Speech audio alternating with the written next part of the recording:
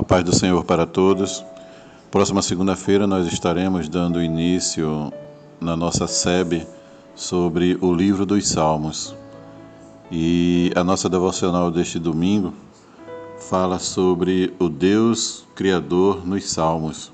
E o texto base se encontra em Salmos, capítulo 33, versículos de 6 a 8, que diz assim a palavra do Senhor.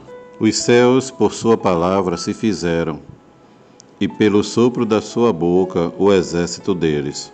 Ele ajunta em montão as águas do mar, e em reservatório encerra as grandes vagas. Tema o Senhor toda a terra, temam-no todos os habitantes do mundo.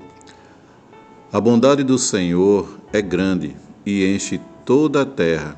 No entanto, ele também ama a justiça e o juízo. Muitas pessoas, ao reconhecer que ele é bondoso, esquecem que, apesar das suas misericórdias, Deus é justo e recompensa a cada um segundo as suas obras. Mais uma vez é elucidado o poder das palavras de Deus e que sobre elas todas as coisas foram criadas, tanto na terra como na dimensão espiritual.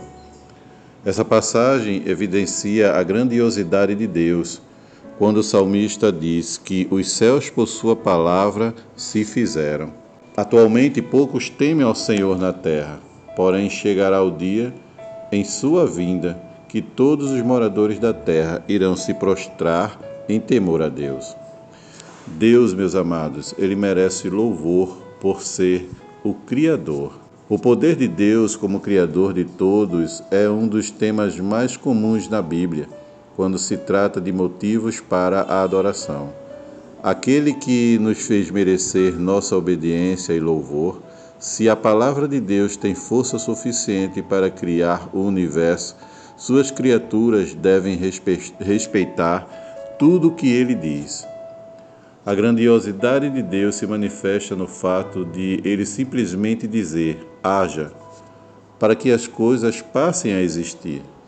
Nada o compeliu a criar, pois não havia nada nem ninguém para o obrigar.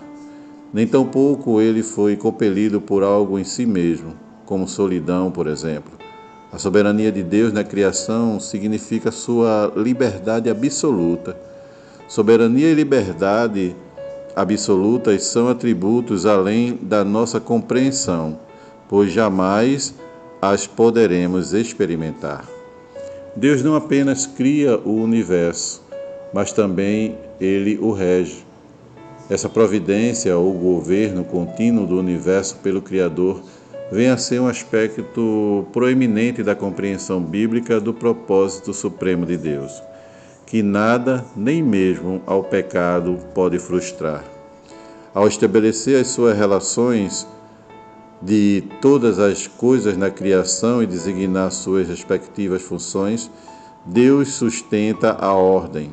O sol, a lua e as estrelas regulam o dia e a noite e as estações do ano. Deus revela-se a si mesmo através da criação.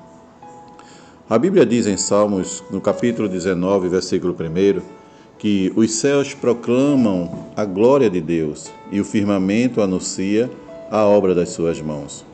A criação aponta em direção da existência de Deus e da nossa responsabilidade com relação a Deus. A Bíblia nos diz em Romanos, capítulo 1, versículo de número 20, pois os seus atributos invisíveis, o seu eterno poder e divindade, são claramente vistos desde a criação do mundo, sendo percebidos mediante as coisas criadas, de modo que eles são inexcusáveis. Através de quem criou Deus todas as coisas. A Bíblia diz em Colossenses, capítulo 1, versículo 16, porque nele, o Filho de Deus, foram criadas todas as coisas, nos céus e na terra, as visíveis e as invisíveis, sejam tronos, sejam dominações, sejam principados, sejam potestades, tudo foi criado por ele e para ele. Em João capítulo 1, versículo 3, a Bíblia nos diz: todas as coisas foram feitas por intermédio dele, e sem ele nada do que foi feito se fez. Mas como explicar o princípio de Deus? Conforme a Bíblia, Deus não tem origem. Ele é o único que não teve início, nunca nasceu. Deus não teve princípio de dias, nem terá fim de existência.